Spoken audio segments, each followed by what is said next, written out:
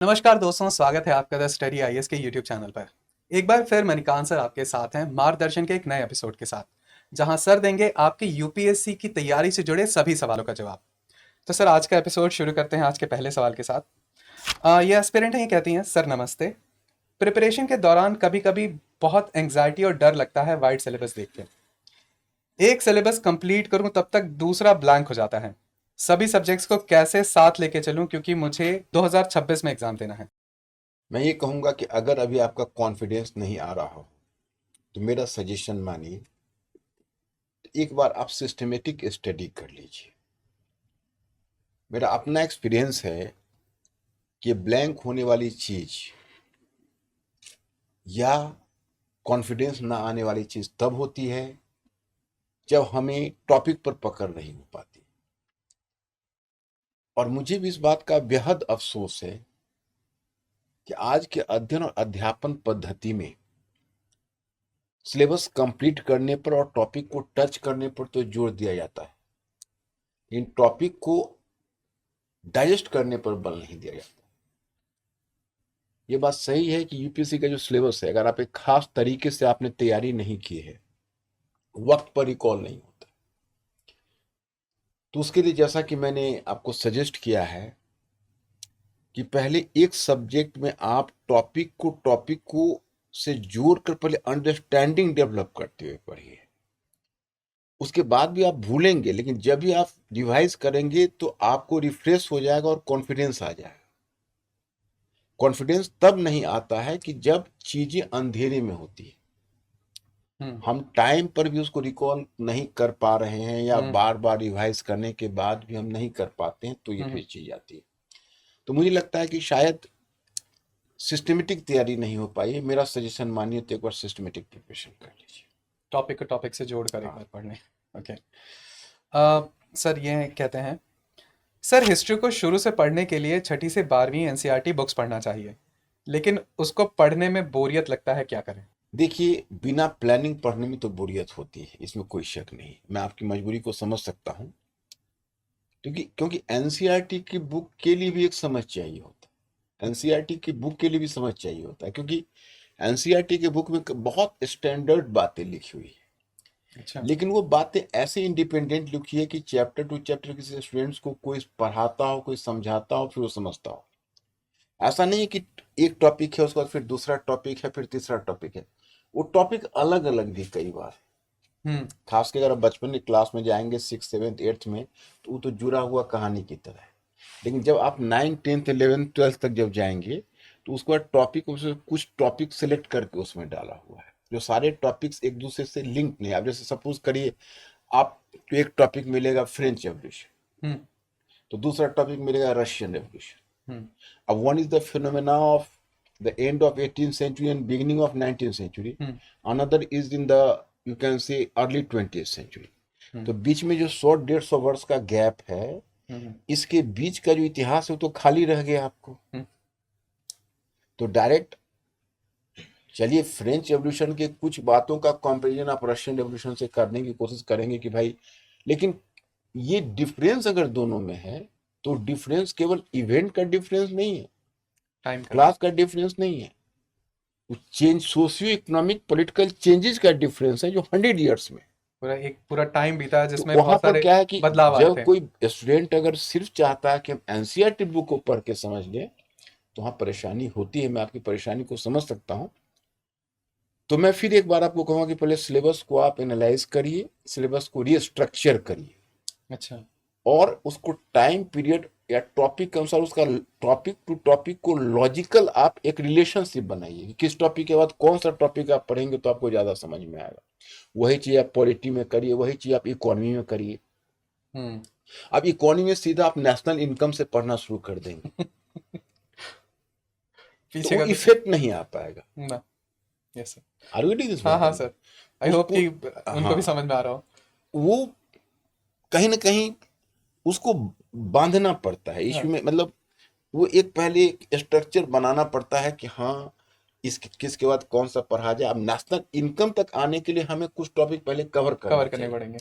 हम तो कई बार बच्चों को ये करते हैं कि बच्चे सिलेबस की दुहाई देते हैं हम 2-4 टॉपिक उनको ज़्यादा इसलिए पढ़ा देते हैं कि ये टॉपिक उनको ज़्यादा समझ में आए। हाँ कुछ कॉम्प्लीमेंट्री टॉपिक होते हैं कि भैया ये पूरी तरह से नहीं हाँ, समझ में आएगा जब तक ये ना पढ़ ये लो। नहीं पढ़े। अब जैसे अब वर्ल्ड हिस्ट्री में है, जी। तो हमारा टॉपिक इनलाइटनमेंट से शुरू हुआ है।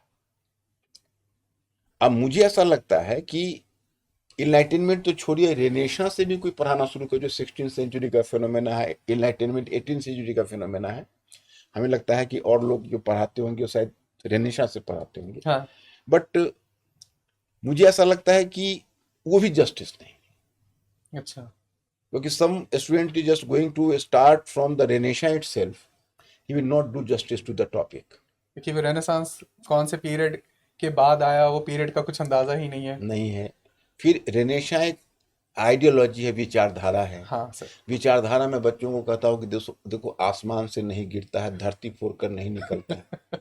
हाँ। उसका एक ठोस मटेरियल बेसिस होता है, उसका ठोस एक भौतिक आधार होता है। तो बिना उस भौतिक आधार को समझे बिना, जैसे तो इसलिए भौतिक आधार समझाने के लिए थोड़ा उनको एंशिएंट यूरोप से वाकिफ कराते हैं, फिर थोड़ा मिडिवल यूरोप का डेवलपमेंट बताते हैं। Dark ages. हाँ, उसके बाद तब rise of the modern west उनको बताते हैं, तो उसमें रेनेसां रिफॉर्मेशन सबका परस्पर रिलेशन बताते हैं।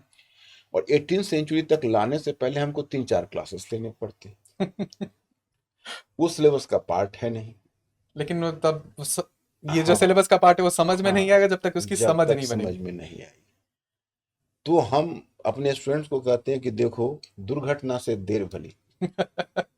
ठीक से पढ़ो। तो या तो पढ़ना है, अगर आपने पढ़ने में कोताही की तो फिर आपको कई वर्ष लग जाएंगे, इसलिए बेहतर है कुछ महीने ज्यादा दे दो, ताकि वो कुछ वर्ष बच सके, और सबसे बड़ी बात है कैरियर बच सके। हाँ सर के एस्पिरेंट आपको बताएं, सर के एस्पिरेंट जो हैं वो जितने भी पास में रहे हैं उनका यही हमेशा रहा है कि सर ने जो एक बार बेस बना दिया हिस्ट्री का, वो बेस अकेले हिस्ट्री में ही नहीं काम आता है, उनके बाकी और भी सब्जेक्ट्स में भी काम आता है। सर क्लास में आंसर राइटिंग के लिए जाने जाते हैं। अब सर जो पढ़ाते हैं उसके बारे में सोचने के लिए मजबूर करते हैं, और सोचने के बाद फिर बोलते हैं कि उसे लिखो भी, तो ग्राउंडेड हो जाता है वो। अब बच्चों का जितना भी एक्सपीरियंस रहा सर, आपके जितने भी अचीवर्स रहे पुराने पिछले, वो हमेशा आपके लिए इसलिए ग्रेटफुल रहते कि आपने उनको थिंकिंग टीचर बना दिया पढ़ाई के दौरान क्लास में ही, जो कि उनको बहुत वक्त लग जाता वहां तक पहुंचने के लिए। सर अगला सवाल लेते हैं। सर मेरा क्वेश्चन है कि प्रिपरेशन के समय कुछ दिन ऐसे आते हैं मंथ के कि 4 से 7 दिन मेरी पढ़ाई नहीं हो पाती है। कभी स्ट्रेस हो जाता है, कभी मन नहीं लगता पढ़ाई में। तो सर क्या करूं, आपका क्या सुझाव मेरे लिए? देखो बच्चे, ये एक तरह से टीचिंग प्रॉब्लम। टीचिंग प्रॉब्लम क्या होता है? Even Prashant, you are surprised हाँ मुझे विद भी द नहीं वर्ड पता। Teaching problem. जब बच्चे के दांत होने लगते हैं ना, हम्म। तो उनके कुछ बॉडी में सिम्टम्स आने शुरू होते हैं। अच्छा। वो चीजों को कुतरने लगते हैं, हम्म। कुरेदने लगते हैं। हम्म। तो यूपीएससी का प्रिपरेशन ही है, ये हर ढंग का एग्जाम लेता है, इम्तहान। एग्जाम हॉल जाने से पहले हर महीने हर दिन इम्तहान। अब क्या है कि इतना सिलेबस कवर करना पड़ता है, इंसान है, डर होता है, कई बार एग्जाइटी होती है, फ्रस्ट्रेशन होता है, पता नहीं हमसे हो सकेगा नहीं हो सकेगा। डिपेंड करता है फैमिली की अप्रोच पर भी, हम्म। डिपेंड करता है आपके नियर एंड डियर में ऑप्टिमिस्टिक लोग हैं, पेसिमिस्टिक लोग हैं। हम तो अपने स्टूडेंट्स को कहते हैं कि पेसिमिस्टिक लोगों से बचिए, हम्म। ऑप्टिमिस्टिक लोगों से दोस्ती करिए। पेरेंट्स हैं, कई बार क्या होता है कि पेरेंट्स उतने प्रबुद्ध नहीं होते हैं, वो नहीं समझ पाते हैं, वो बहुत पढ़े लिखे नहीं कई बार होते हैं। हम्म। तो उनको लगता है कि बच्चा अगर पढ़ रहा है, इम्तहान दे रहा है, तो सफल तो होना ही है। ये है। लेकिन वो इस बात को डाइजेस्ट ही नहीं कर पाते हैं कि बच्चे फेल भी कर सकते हैं। तो ये बच्चों के ऊपर एक एडिशनल प्रेशर पड़ जाता है। तो ऐसे में थोड़ा सा ठोस बनना पड़ता है खुद, थोड़ा इनसेंसिटिव बनना पड़ता है। मतलब कि आप मन में ठान लीजिए हमें करना है, हम्म। और करना है तो करना है।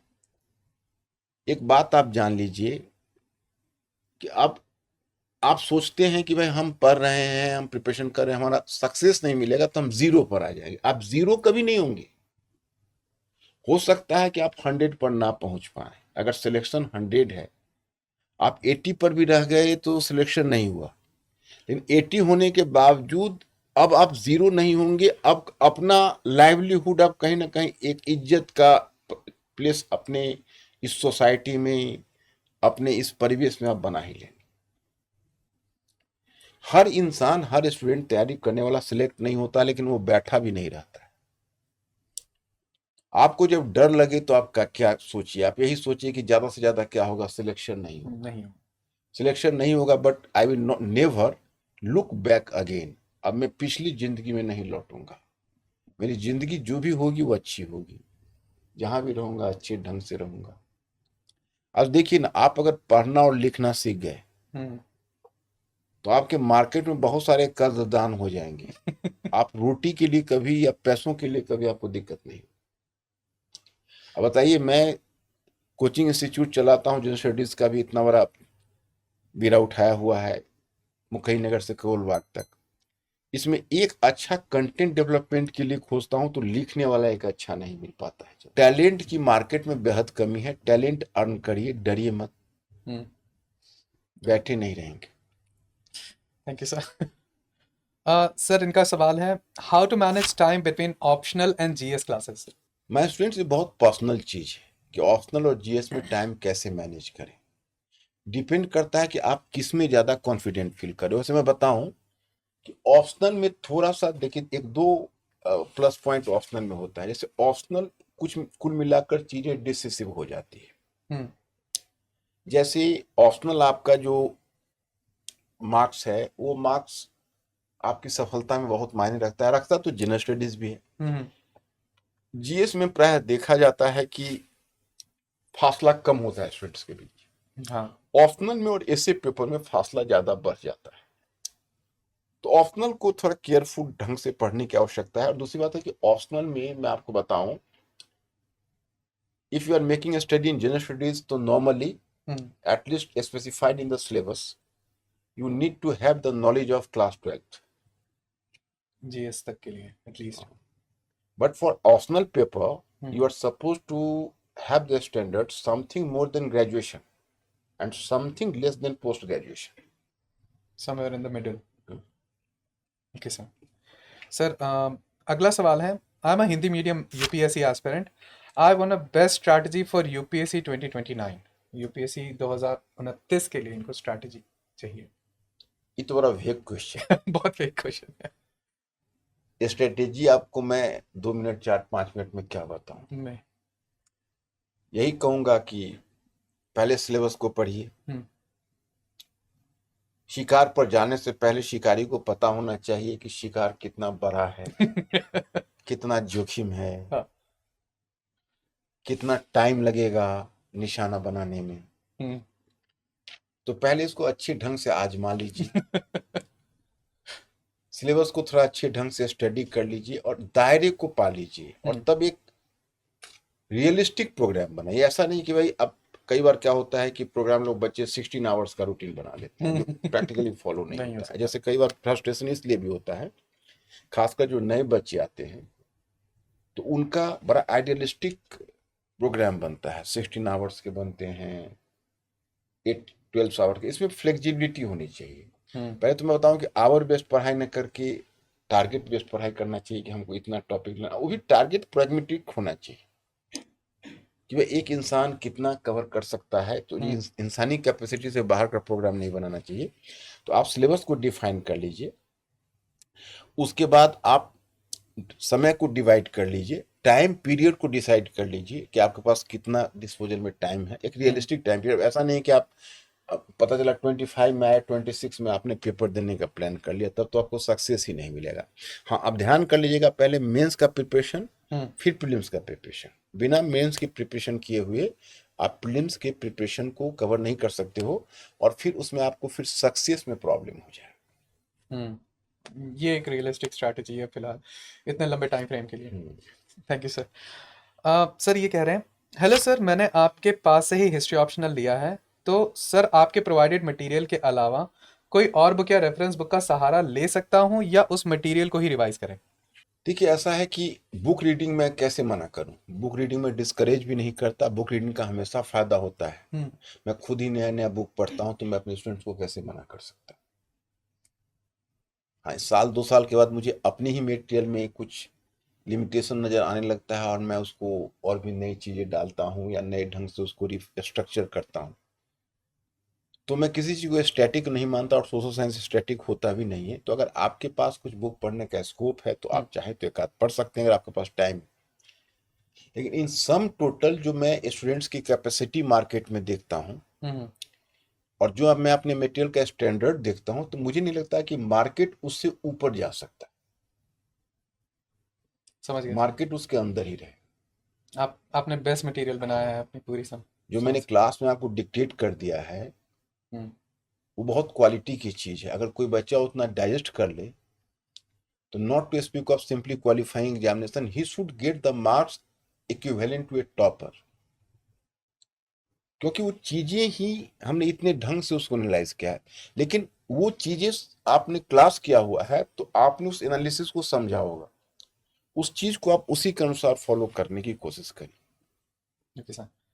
और एक ही बड़ा ही अच्छा मौका है, कल मणिकांत सर का इतिहास वैकल्पिक का एक नया बैच शुरू हो रहा है विश्व इतिहास के साथ। और लकीली बैच में अभी भी एडमिशन्स चल रहे हैं, तो जल्दी करें। Okay sir. सर एक क्वेश्चन है, ये कहती हैं, सादर प्रणाम sir, I am your GS history student. आपने जो हिस्ट्री में पढ़ाया और जो इंटीग्रेट करके और बौद्धिक जुगाली सर, वास्तव में अलग लगा सर। क्योंकि हम लोग स्कूलिंग टाइम पे सोते थे, हिस्ट्री क्लास में हम लोग बोलते थे कि क्या यार हिस्ट्री वाला टीचर आ गया। बस एक क्वेश्चन है सर आपसे, उसमें फैक्ट कितने हद तक पढ़ें और मेंटेन करें फॉर प्रीलिम्स? देखो जी, प्रीलिम्स के लिए मैंने एक अलग स्ट्रेटेजी दी है। आप अगर जीएस के स्टूडेंट हो हम्म। तो मेरा एक प्रीलिम्स का अलग से स्टडी मटेरियल ले लेना। क्योंकि मैंने देखिए उसमें स्ट्रेटेजी क्या बनाई है कि मैं हिस्ट्री में, चूंकि बहुत सारे मैं खुद भी देखता हूँ कि मैं खुद अपने ही भी टीम ऑफ टीचर से डिस्कस करता हूँ प्राय ये चीज हम्म। कि जैसे इकोलॉजी इन्वायरमेंट है, जी सर। उसमें आप देखेंगे तो मेंस में बहुत कम एरिया कवर करने से काम चल जाता है और प्रीलिम्स में हम्म। बहुत फैक्चुअल चीजें जाननी पड़ती है। हम्म। तो जब एक टीचर उसमें मेंस और प्री दोनों पढ़ाने की कोशिश करता है तो अक्सर आप देखेंगे कि इकोलॉजी इन्वायरमेंट में बड़ा हॉरिफिक एक्सपीरियंस स्टूडेंट्स का होता है। वो या तो अगर वो जियोलॉजी बैकग्राउंड के नहीं होते हैं, हम्म। साइंस बैकग्राउंड के नहीं होते, तो इकोलॉजी इन्वायरमेंट का क्लास छोड़ के प्राय भागने लगते हैं, आधा पढ़ से वो घबराने लगते हैं। तो हिस्ट्री में भी पहले यही होता था कि अब लोग उसमें डेट्स पढ़ने, हालांकि डेट्स तो क्वेश्चन में प्रीलिम्स से भी नहीं पूछते हैं, छोटे छोटे फैक्ट्स करने लगते थे, हम्म। तो पूरा का पूरा हिस्ट्री बिखर जाता था, वो फैक्ट्स का पुलिंदा बन जाता था। हमने इस स्ट्रेटेजी को बदल दिया। हमने कहा कि प्रीलिम्स वो हिस्ट्री है, वो इंटीग्रेशन है, हम्म। टॉपिक से टॉपिक को जोड़ के पढ़ना है। हम्म। हमने सबको पहले डायग्राम बना देना है, उसको स्ट्रक्चरिंग कर देते हैं, स्ट्रक्चरिंग करके हम उसको कवर कराते चले जाते हैं। तो मेंस में 100% कवर हो जाता है और प्रीलिम्स का 60% एरिया आपका कवर हो जाता है। हम्म। उसके बाद प्रीलिम्स के पॉइंट ऑफ व्यू से कुछ इंफॉर्मेशन उसमें और डालना चाहिए, तो मैंने उसके लिए एक अलग बुकलेट बनाया और मैंने स्ट्रेटेजी क्या बनाई मिस्टर प्रशांत, आप भी समझिए। जिस तरह से मैंने मेंस में टॉपिक को डिवाइड किया है, हम्म। जिस रिप्रेजेंटेशन से, जिस स्ट्रक्चर को, वही स्ट्रक्चर प्रीलिम्स में रहेगा, केवल उसमें इंफॉर्मेशन, ज्यादा इंफॉर्मेशन रहेगा प्रीलिम्स के पॉइंट ऑफ व्यू से। प्रीलिम्स पॉइंट ऑफ व्यू से। तो मेंस का बच्चा जो पढ़ लिया है हाँ हाँ। मैटर, उसको फिर प्रीलिम्स वाले से सप्लीमेंट करके एक्स्ट्रा इंफॉर्मेशन या तो अपने मेंस वाले के साइड में नोट डाउन कर ले, इंटीग्रेट करना इजी हो जाता हाँ, है क्योंकि या सेम फिर स्ट्रक्चर है। उसको, तो इतनी सावधानी हमने बरती है कि बच्चों को फैक्ट्स का लोड ना पड़े। एक बच्चों में गलतफहमी ये होती है कि प्रीलिम्स का मतलब है फैक्ट्स। प्रीलिम्स में भी एक लिमिट से ज्यादा फैक्ट, ये इंसानी फितरत से बाहर है कि वो फैक्ट्स को एक सीमा से ज्यादा याद रखे। हम्म। तो मेरा बुकलेट नंबर 2 आप पढ़ लीजिए, आपका काम उसमें चल जाएगा। वहां भी मैं आपको यही रिक्वेस्ट करूंगा कि ज्यादा फैक्ट में मत उलझिएगा, कॉन्सेप्ट क्लियर रखिए, everything would be okay. Okay sir, thank you. Thank you sir. Sir कुछ यूट्यूब पे एक रिपीटेड कमेंट्स होते हैं, तो आज उनको मैं एड्रेस कर रहा हूँ। एक क्वेश्चन है इनका, सर मैं कोर्स कंप्लीट कर चुकी हूँ, ये किसी और संस्थान में आपसे हिस्ट्री पढ़ी थी, और मेरा कोर्स एक्सपायर हो गया है। हेल्थ पिछले 3 महीने से ठीक नहीं थी, अब ठीक लगने लगा है। मेरी प्रिपरेशन बीच में छूट गई है, हम्म। अब मुझे दोबारा कहाँ से रिवाइज करना चाहिए, एक बार फिर मैं कहाँ से शुरू करूँ? अब मैं क्या बताऊं, आपने किस तरीके से पढ़ा है? इन्होंने मुझसे पढ़ा है क्या? हाँ, हिस्ट्री आपसे पढ़ा था लेकिन कहीं और पढ़ा था। अब इनका तो वो इसका मतलब है जनरल स्टडीज में कहीं क्लास किया होगा इन्होंने, हम्म, और इनका बाकी सेगमेंट भी तो फिर हुआ लेफ्ट होगा। कर गया होगा, है ना? हाँ, वो चला गया। तो अब ये बस ये जानना चाह रही हैं गाइडेंस के लिए कि बेस्ट स्ट्रैटेजी क्या रहे अगर इनको दोबारा से शुरू करना है पढ़ाई, इनकी पढ़ाई बीच में टूट गई है तो। अब किस लेवल पर पढ़ाई है, कितना डाइजेस्ट किया हुआ है? ये भी है। आप ऐसा करिए, आप हमारे इंस्टीट्यूट में आके एक बार काउंसलिंग ले लीजिए आप, हाँ। क्योंकि एक बार आपसे बात करनी पड़ेगी हम्म। कि आपका लेवल ऑफ प्रिपरेशन क्या है, फिर मैं जो रियलिस्टिक सजेशन होगा दे दूंगा।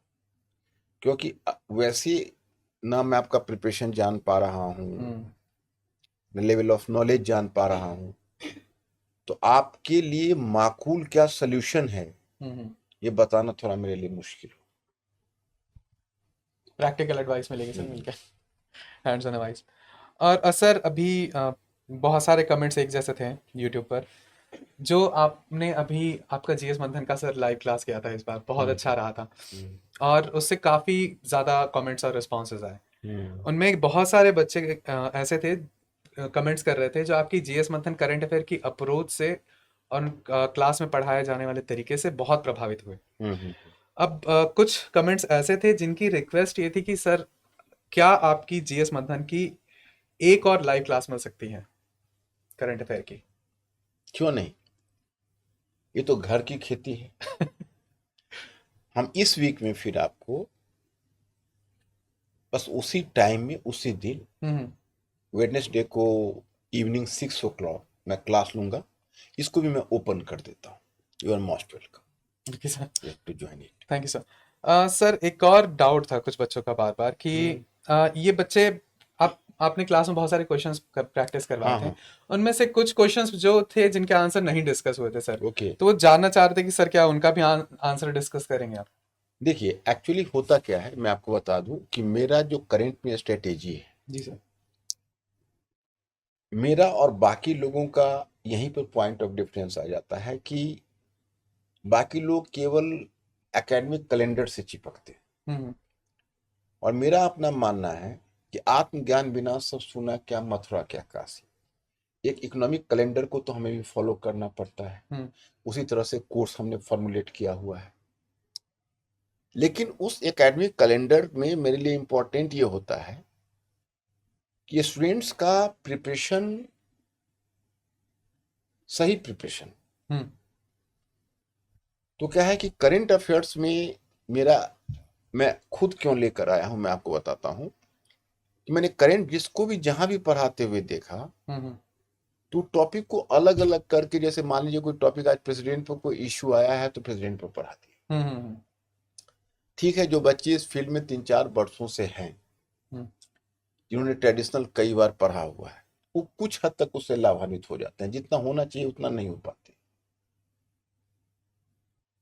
अब क्या है कि मान लीजिए पॉलिटी है, इकोनॉमी है, हम्म। टेक्नोलॉजी है, ये सब सेगमेंट्स है हम्म। जिसमें करंट चाहिए होता है। हम्म। तो मेरा अपना एक्सपीरियंस है कि इसमें जो टीचर्स होते हैं, हम्म। बहुत कम ऐसे टीचर होते हैं जो न्यूज़पेपर पढ़ पाते हैं। मुझे तो लगता है कि न्यूज़पेपर पढ़ने का कल्चर भी समाप्त होता जा रहा है, और एडिटोरियल पढ़ने का कल्चर तो बिल्कुल समाप्त होता जा रहा है। तो इसमें एक बहुत बड़ा गैप ये उभर रहा है कि जो लोग, जो सेगमेंट लोग पढ़ाते हैं नॉर्मली, हम्म। उसको करंट से अपडेट नहीं कर पाते, हम्म। और जो करंट पढ़ाया जाता है उसको ट्रेडिशनल से कोई लेना देना नहीं होता है। तो ये एक बहुत बड़ा गैप होता है। और मैंने एक बात ये भी महसूस किया कि इंटरव्यू के लेवल पर भी, कि हम्म। जैसे हमने मॉक इंटरव्यू कंडक्ट करते हैं, हम्म। इस बार तो मैं संयोग से टाइम नहीं मिला, नहीं बैठा, आगे से मैं बैठूंगा ही, और पीछे भी बैठा ही हूँ इंटरव्यू बोर्ड हम्म। में।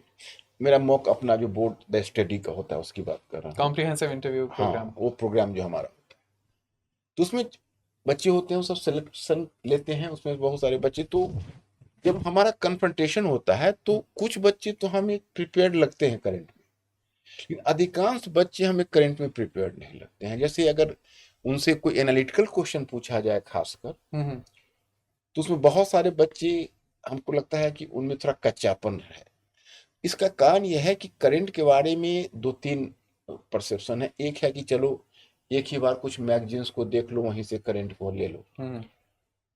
तो करंट को अगर हम थॉट प्रोसेस का हिस्सा नहीं बनाते हैं तो अपना नहीं हो पाता। अरे हम इंटेलेक्चुअल है भाई, दिन में दुनिया में क्या हो रहा है, क्या बदलाव आ रहा है, कोई नई इकोनॉमिक पॉलिसी आ रही है, कोई नई पॉलिटिकल चेंज हो रहा है, हमें तो जानना चाहिए। बीइंग एन इंटेलेक्चुअल जानना चाहिए। आईएएस बनना तो बाद में, वैसे भी हम एक सिटीजन है, एक इंटेलेक्चुअल है। कुछ हमें पता तो चले आसपास क्या हो इकोनॉमिक रहा है। लिटरेसी चाहिए, हमें मतलब पॉलिटिकल लिटरेसी चाहिए, कॉन्स्टिट्यूशनल लिटरेसी चाहिए। तो हमने इसके लिए प्लान किया है कि how GS travel this week. जैसे हमारे जीएस में बहुत सारे खंड, पॉलिटी है, इकोनॉमी है, गवर्नेंस है, सोशल जस्टिस है, डिजास्टर मैनेजमेंट है, बहुत सारे। जी सर। तो अब क्या है कि किसी वीक में इनमें से 4 या 5 सेगमेंट में कोई ऐसा नया डेवलपमेंट होता है जो हमारे ट्रेडिशनल नॉलेज में कुछ इजाफा कर जाता है। जैसे हम उदाहरण बताते हैं कि अब इसी वीक में जी। पॉलिटी में क्या था कि अब राइट टू मेंटल हेल्थ था। It was earlier statutory right. In 2017 में मेंटल हेल्थ एक्ट लाया गया था, जिसमें स्टैट्यूटरी राइट था, वैधानिक अधिकार था, स्टैट्यूटरी राइट। अब इसमें सुप्रीम कोर्ट ने उसको बना दिया आर्टिकल 21 के तहत फंडामेंटल राइट। तो मान लीजिए, चलिए हम लास्ट में कभी देख लेते हैं, बात दूसरी। लेकिन अगर हम अभी ही उसको अपने फंडामेंटल राइट्स वाले जो लिस्ट है उसमें हम उसको प्लेस कर देते हैं, फिर अगर मेंटल हेल्थ को फंडामेंटल राइट बनाया गया, तो it was not simply important from the view point of polity and constitution, it was equally important from the view point of social justice as well. तो जो सोशल जस्टिस वाला column है उसमें भी important हो रहा है। कल को हमको एग्जाम्पल देना होगा, जैसे अब यूथ सुसाइड एक बहुत बड़ा इश्यू आ रहा है, मेंटल हेल्थ उसमें एक बहुत बड़ा प्रॉब्लम है।